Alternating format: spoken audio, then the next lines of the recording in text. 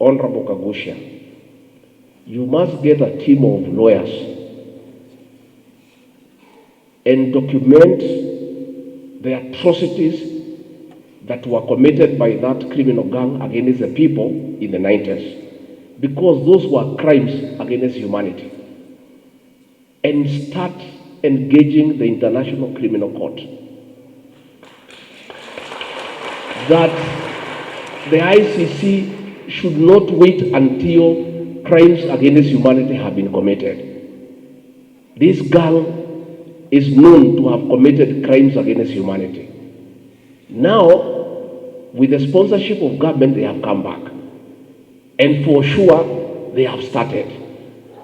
So Bwana Kagusha, get a team of lawyers to write to the ICC to invite them to come to Kenya and make sure that the activities of that criminal gang sponsored by government is not allowed to take place.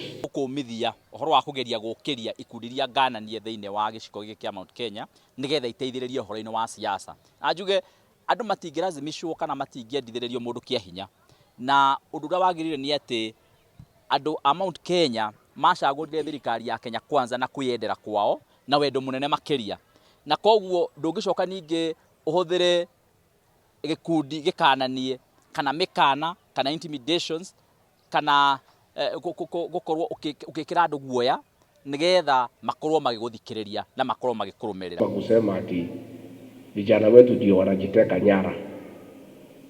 Sasa mili imepatikana 3. Sasa wewe ulisema vijana wanajiteka nyara, unataka kutuambia ya kwamba hao vijana wamejiteka nyara, wamejiua na wamejituma kwa mtaro? Ni makosa sana kubeba Wakenya kama ni wajinga. Hiyo maneno ya hao watoto wanatekwa nyara ni mambo ambaye ni mbaya sana, na ni mzuri tukubalie Wakenya nafasi waongee.